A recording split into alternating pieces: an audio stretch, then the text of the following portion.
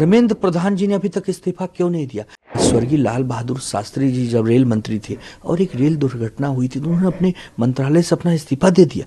ये कांग्रेस कर सकती है, ये भारतीय जनता पार्टी जो नई वाली है ये नहीं कर सकती। इसका चाल चरित्र ऐसा है ही नहीं। एनटीए के महानिदेशक सुबोध कुमार जी को हटाने से कोई फायदा नहीं होगा, कोई लाभ नहीं होगा, क्योंकि वो बहुत छोटी मछली हैं। बड़ी मछलियां कब पकड़ी जाएंगी? ये सिर्फ एनटीए की लिपापोती करके कुछ नहीं होगा। इसमें सबसे ज्यादा जिम्मेदार हैं शिक्षा मंत्री धर्मेंद्र प्रधान जी। आप शिक्षा मंत्री हैं, आपके पिछले 10 साल से सरकार थी, 5-6 साल हो गए एनटीए को बन के। एनटीए बन के क्या ऐसा तीर मारा है?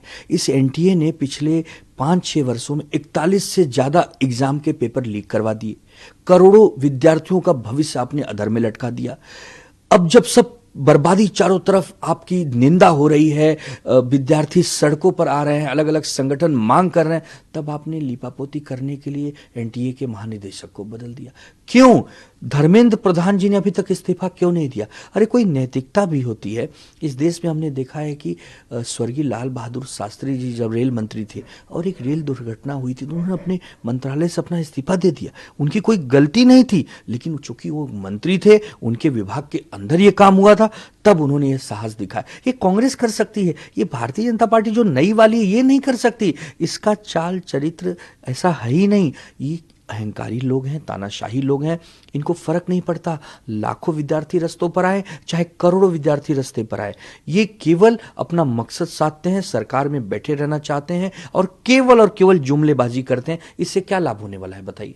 सीबीआई और ईडी जिस प्रकार से इनका दुरुपयोग किया गया है, सरकार के अधीन ये गुलाम बन गए हैं सरकार के। और एक सरकार की संस्था एनटीए है, सरकार की संस्था शिक्षा मंत्रालय है और सरकार की संस्था सीबीआई ईडी है। अब ये सब जांच करेंगे। कभी आपने सुना है कि एक ही मालिक के 2 गुलाम आपस में एक दूसरे की जांच करते हैं कि मालिक की बात सुनते हैं? तो ये सब एक लिपापोती है, देश की जनता को बरगलाने का काम किया जा रहा है। और हम तो हैरान है कि अभी तक तो एनटीए पे प्रश्न चिन्ह लग रहा था, अब तो देखिए कि नीट पीजी जो स्वास्थ्य मंत्रालय है, जेपी नड्डा साहब अभी अभी शपथ लिए हैं, अब स्वास्थ्य मंत्रालय भी कह रहा है कि ये एग्जाम पोस्टपोन्ड होंगे और हम इसको पूरी तरह से तैयार नहीं, हमारे पास संसाधन नहीं। तो बंद कर दीजिए भैया, स्वास्थ्य मंत्रालय भी बंद कर दीजिए, एनटीए भी बंद कर दीजिए, शिक्षा मंत्री भी बदल दीजिए। इस देश में 543 सांसद चुन के आए हैं, 240 बीजेपी के पास है, कुछ एनडीए के पास है। क्या आपके पास इस 294-95 एमपी लोगों में एक ऐसा एमपी नहीं जो शिक्षा मंत्री बन सके, जो स्वास्थ्य मंत्री बन सके, जो देश को आगे लेके जा सके? केवल जुमलेबाजी। 2047 तक भारत विकसित भारत बनेगा, हम ये कर देंगे, हम विश्व गुरु बन जाएंगे, हम मंगल ग्रह पर जाकर बैठ जाएंगे। अरे भाई बंद करो यार, धरती पर रहो। इस भारत को इस समय एक मजबूत नेतृत्व की जरूरत है। इसीलिए तो जनता ने आपको पूर्ण बहुमत नहीं दिया ना। जनता जान गई कि आप पूरी तरह अगर बहुमत पाएंगे तब आप क्या कर, आप तो संविधान बदलने, लोकतंत्र न मानने की बात करने वाले लोग हैं। इसके लिए जनता जनार्दन ने आपको एक सबक सिखाया है।